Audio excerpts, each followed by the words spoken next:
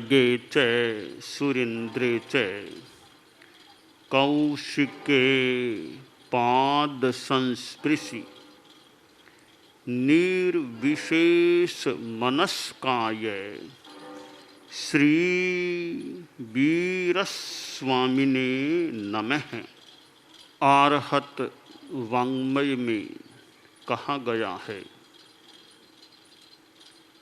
जरा जाव न पी लेई वाही जाव न बढ़ई जा बिंदियान हायंती ताव धम्मम समायरे।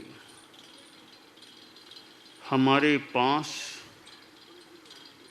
शरीर है और एक महत्वपूर्ण शरीर है। देवों के पास भी शरीर तो होता है, आसातना न हो देवों की, परंतु इतना बढ़िया शरीर उनका नहीं है। नारकीय जीवों के पास भी शरीर है, उनके पास भी इतना बढ़िया शरीर नहीं है। मनुष्यों के पास औदारिक शरीर है। देवों और नारकों का शरीर वैक्रिय शरीर होता है, आहारक शरीर होता है। यूं तो वह बहुत सुंदर बढ़िया हो सकता है, होता है तो, पर एक अपेक्षा से वह भी इतना बढ़िया नहीं है जितना बढ़िया औदारिक शरीर है। तो ये तीन स्थूल शरीर हैं। अब बढ़िया शरीर क्यों है औदारिक? कि जो चौथे गुणस्थान से बाद के गुणस्थानों की साधना है, वह इस औदारिक शरीर की स्थिति में ही हो सकती है। और अन्य वैक्रिय और आहारक शरीरों में ठीक है, आहारक से में मान लें कोई छठा गुणस्थान रह जाए, वो थोड़ी देर का, पर 8वां 9वां 10वां गुणस्थान जो है आगे के, उनकी साधना आहारक शरीर में भी संभव नहीं। तो ये उच्च साधना का केंद्र ये औदारिक शरीर है। उच्च शिक्षा के केंद्र, उच्च शिक्षा के स्थान होते हैं। स्कूल है, मान लो 12वीं तक की है, 10वीं तक की अगर है तो स्कूल की शिक्षा तो वहाँ हो सकती है, पर कॉलेज की शिक्षा के लिए तो महाविद्यालय में जाओ। तो ये थोड़ी कम ऊंची साधना है, वह तो वैक्रिय शरीर में भी हो जाए। 4 गुणस्थान तक की साधना, छठे की मान ले गुणस्थान की स्थिति आहारक शरीर की स्थिति में भी रह जाए, पर आगे के गुणस्थानों की साधना है 8वां 9वां 10वां, उनकी साधना औदारिक शरीर में हो सकती है। केवली समुद्घात हो, एक बार आत्मा फैलती है, वो एक 8 समयों की एक प्रक्रिया है। उस समय आत्मा के प्रदेश बिना औदारिक के भी काफ़ी प्रदेश रहते हैं, वो एक अत्यंत अल्पकालिक बात है। वहाँ भी केंद्र तो मूल तो औदारिक शरीर है, वहीं से तो आत्मा बाहर निकली वापिस वहीं आती है। तो खैर, औदारिक शरीर एक साधना का मंदिर बन सकता है। शरीर को मंदिर मान लें तो आत्मा को भगवान मान लें। तो यह शरीर हमें प्राप्त है, यह बहुत सौभाग्य की बात है। मनुष्य के रूप में औदारिक शरीर प्राप्त है। औदारिक शरीर तो पशुओं के भी होता है, कीड़ों मकोड़ों के भी होता है, वनस्पति के भी होता है, पृथ्वी कायिक आदि में भी होता है, पर मनुष्यों का औदारिक शरीर हमें प्राप्त है, इसका महत्व है। औदारिक शरीर वनस्पति काय आदि स्थावर में है, वहाँ तो पहले गुणस्थान से आगे की बात भी सामान्यतया यूँ सम्मत नहीं है। कहीं कोई कर्म ग्रंथ की कोई बात हो, दूसरे गुणस्थान की तो अलग बात है, बाकी मिथ्यात्वी का गुणस्थान औदारिक शरीर तो है, तो गुणस्थान तो बहुत नीचे के हैं या नीचे का है।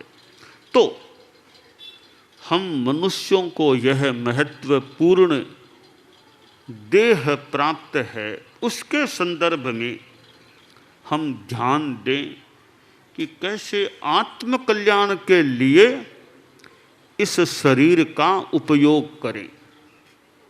शास्त्रकार ने मानो हमें आगाह किया है कि जरा जाव न पी ले ई, जब तक बुढ़ापा पीड़ित न करे तब तक ताव धम्मम समायरे, तब तक धर्म का समाचरण कर लो। बुढ़ापा हावी हो जाता है, फिर धर्म करने में भी कठिनाई हो सकती है। 85-90 वर्ष का व्यक्ति है, एक बार भी अब तक दर्शन करने इस मुंबई के हमारे प्रवास में नंदन वन में का नहीं आ पाया। इसका मतलब कुछ तो बुढ़ापे ने अपना काम किया होगा, कुछ मानसिकता भी हो सकती है। तो बुढ़ापा आने के बाद धर्म की साधना में भी कठिनाई पैदा हो सकती है। इसलिए बुढ़ापा हावी हो, उससे पहले पहले धर्म की खूब साधना करने का प्रयास करना चाहिए। वार्धक्य की स्थिति में जब आदमी कुछ परवश भी हो जाए, ठीक है, जीवन की स्थितियां हैं, बुढ़ापा उम्र से आ भी जाए पर हावी न हो, आदमी अपना खोटना निकाल सके, अपना काम शरीर का खुद कर सके। कई लोग तो वृद्ध अवस्था अपने कपड़े अपने हाथ से ही धो लेते हैं, अपना खूंटना अपना काम अपना कर लेते हैं। वृद्ध साध्वी जी हो, वृद्ध साधु जी हो, 85-88, तो ही अपना खुद का निजी काम अच्छी तरह कर लेते हैं। अपना ठिकाने में घूमना फिरना, इधर उधर जाना, सारा काम कर थोड़ा कपड़ा खुद धो सकते हैं, तो बहुत अच्छी बात है। अर्थात बुढ़ापा इतना हावी नहीं हुआ होगा, खुद का काम खुद कर ले। जीवन में हमारे संत लोग भी बैठे हैं कि परवशता न आए, परवश न बनना पड़े, खुद का काम आदमी खुद कर सके, यानी शरीर इतना लाचार न हो कि दूसरों से कराना पड़े, सक्षमता रहे। ठीक है, दूर गोचरी मान लो नहीं जा सकते, कोई बात नहीं, निजी काम तो अपना ठिकाने में, खुद का काम तो खुद कर ले, इतनी तो सक्षमता बनी रहे तो अच्छी बात है। तो जब तक बुढ़ापा पीड़ित न करे तब तक धर्म का आचरण कर लो। दूसरी बात, वाही जाव न बढ़ई, शरीर में व्याधि न बढ़े, बीमारी न बढ़े। बुढ़ापा तो नहीं आया पर बीमारी लग गई तो भी आदमी परवश हो सकता है। तो शरीर मंदिर है तो कहा गया व्याधि मंदिरम, या चेतना का मंदिर भी है तो साथ में व्याधियों का मंदिर भी बन सकता है।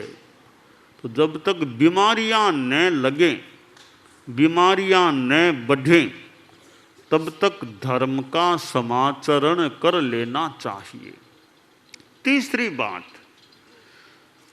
जा विंद्यान हायंती, जब तक इंद्रियां हीन न हो, इंद्रियों की शक्ति कमजोर न पड़े तब तक धर्म का आचरण कर लो। आंख से दिखना मुश्किल हो गया तो कठिनाई है। अब आंख की इतनी स्थिति खराब हो गई कि इलाज भी कुछ विशेष नहीं बचा। साध्वी विद्यावती जी द्वितीय थी, थोड़ी आंखों की समस्या है भी, होगी भी, कुछ इलाज कराया, आंख ठीक भी हो गई। तो आंख ठीक रहे तो आदमी कोई किताब पढ़ सके, अपना इरिया समिति खुद देख सके, थोड़ा अपना काम कर ले। तो कि आंख ठीक नहीं तो बाथरूम जाना भी मुश्किल हो जाए। तो आंख की शक्ति ठीक रहे, यानी एक इंद्रिय हमारी चक्षुर इंद्रिय, कान की शक्ति, कान भी पटु हो तो भी सुनाई दे सके, धर्म की बात भी सुन ले और आवश्यक और भी काम की बात सुन ले। और कि फालतू बातें भले न सुने, फालतू बातों के लिए आदमी मानो बहरा हो जाए। फालतू बातें नहीं है, कहीं कहीं फालतू बात भी जाननी हो तो जाननी पड़ सकती है, वो एक अपेक्षा से काम की हो सकती है। बधिरांध मूक है तो कर्ण शक्ति भी ठीक रहे और भी इंद्रियां ठीक रहे, जब तब तक धर्म का आचरण कर लो। तो 3 प्रकार की बातें हो गई, यानी शरीर की सक्षमता के 3 आयाम हो गए। बुढ़ापा पीड़ित न करे, बीमारियां न बढ़ें और इंद्रिय शक्ति कमजोर न पड़े, तो मानो कि शरीर हमारा सक्षम है। इस सक्षमता का हमें लाभ उठाना चाहिए। धर्म के व्यापार में, धर्म के कार्य में इसका उपयोग करना चाहिए। शरीर को नौका कहा गया। शरीर माहु नावत्ति जीवो बुच्च ई नाविओ संसारो अन्नवो बुत्तो जंग तरंति महेशिणो। ये शरीर एक नौका है और शरीर नौका है, जीव नाविक है, यह संसार अर्णव समुद्र है, इसको महर्षि लोग तर जाते हैं। तो इस नौका को हम अच्छा रखें और नौका के द्वारा संसार सागर को तरने का प्रयास करें। परम पूज्य आचार्य भिक्षु युवा अवस्था में संत बने थे और संसार छोड़ने की भावना, गारहस्थ्य छोड़ने की भावना, पर माता जी आज्ञा नहीं दे रही है, अब तक आज्ञा नहीं मिली। तो गुरु जी को लाया गया, रघुनाथ जी महाराज। रघुनाथ जी महाराज ने मानो बात की। दीपा बाई भिखण जी की माँ, स्वामी जी की संसार पक्षिया माँ, और स्वामी जी भी संसारी अवस्था में थे। तो माता जी से बात हुई तो माता जी बोली, मैं दीक्षा की आज्ञा नहीं दूंगी। बिना आज्ञा के दीक्षा दी कैसे जाए? कि आज्ञा क्यों नहीं देती हो? कि यह भिखण गर्भ में आया था तब मैंने सिंह का सपना देखा था। तो सिंह का सपना जो माँ देखती है उसका वह बेटा तो राजा बनता है, ऐसा सुना हुआ है। तो मेरा बेटा तो कोई राजा बनने वाला है, इसको मांग मांग कर खाने वाला मैं कैसे बना दूं? तो माता जी को समझाया गया कि ठीक है, सिंह का सपना आना बहुत अच्छा है। सिंह का सपना आया है तो बेटा राजा भी बन सकता है या अच्छा साधु। शास्त्र में तो आया है कि या तो वो मांडलिक वो राजा या भावितात्मा अणगार बन सकता है जिसकी मां सिंह का सपना देखती है। तो लगता है तुम्हारा यह बेटा है भीखण, यह तो सिंह की तरह रहे, यानी सिंह की तरह साधु बनकर के भी सिंह की तरह, शेर की तरह मानो दहाड़ेगा। जो भी बात हुई है, यदि किंचित अंतर कोई बात में हो तो हो सकता है।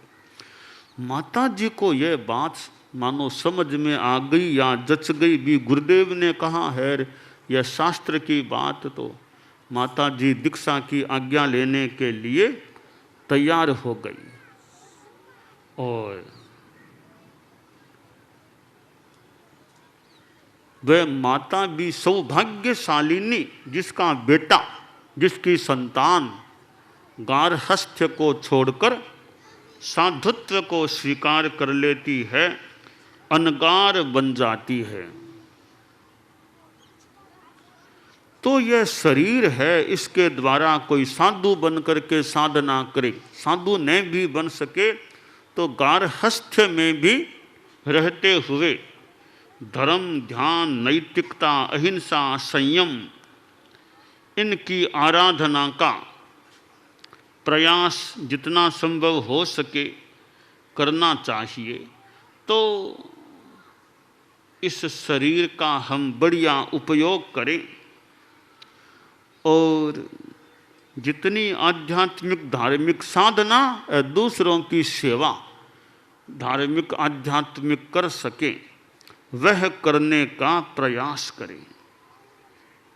आचार्य भिक्षु ने स्वयं यह साधना का पथ लिया और कितनों को उन्होंने समझाने का प्रयास किया होगा, कितनों को ज्ञान दान दिया होगा, कितनों को दीक्षाएं दी, कितनों का मानो कल्याण करने का प्रयास किया।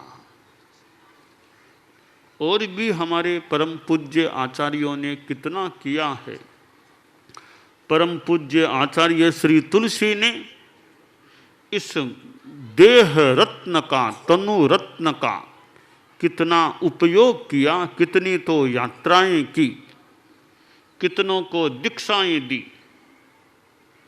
कितनों को ज्ञान दिया, कितना प्रवचन किया, कितना जन संपर्क किया।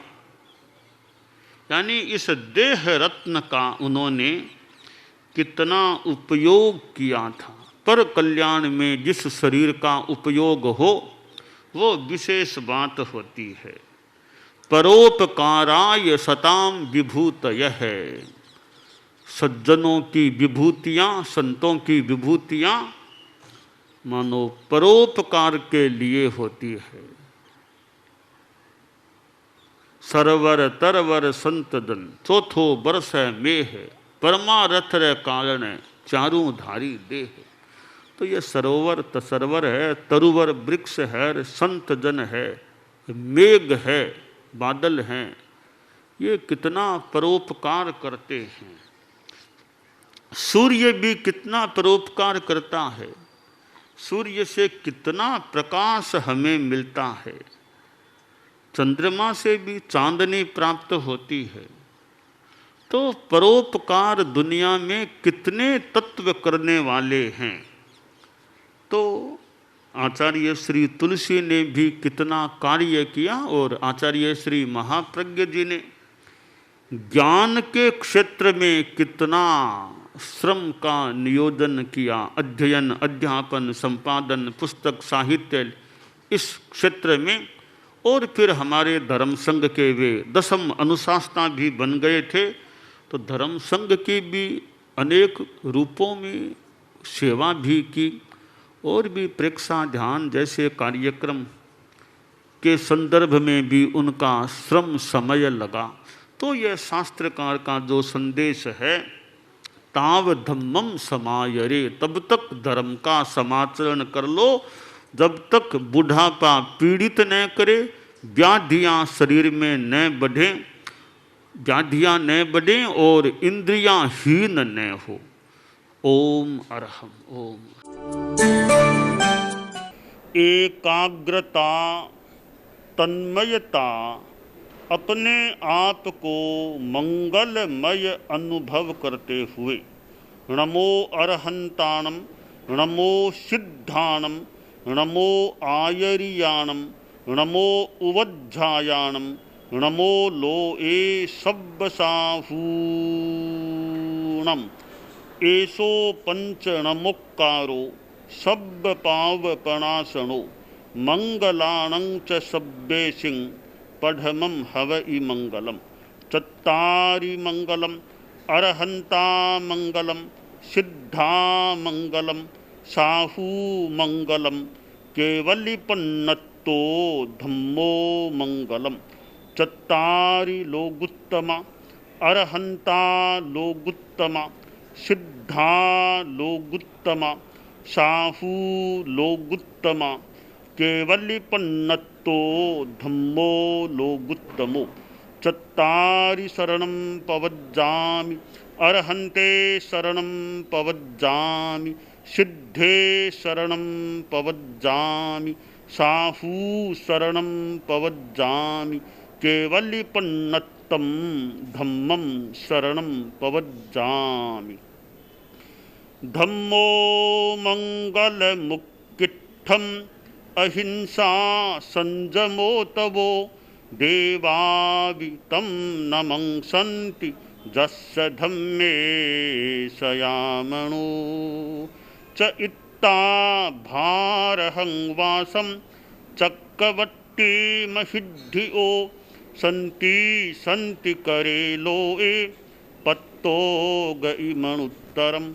देव दानव गंधर्वा जख रक्षस किन्नरा बंभयारिं नमंसन्ति दुक्करं जे करन्ति तम्।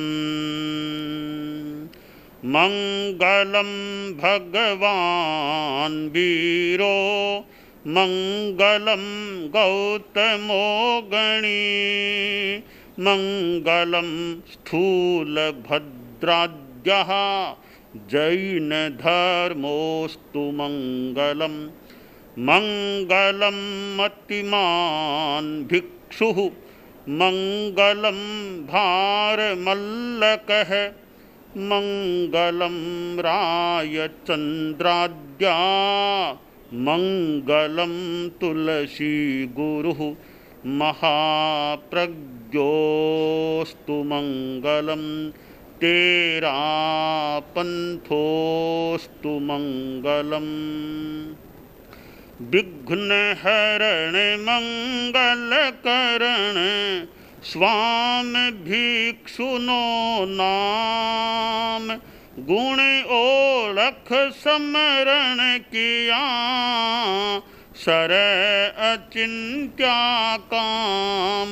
विघ्न हरण मंगल करण स्वामी भिक्षुनो नाम।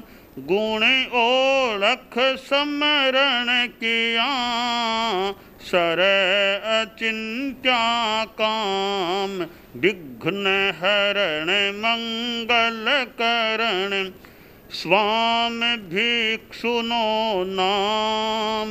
गुण ओळख समरण किया सर अचिंत्या काम। सर अचिंत्या काम। सर अचिंत्या काम। एक दिवसीय त्याग आज आज के लिए धारणानुसार त्याग है।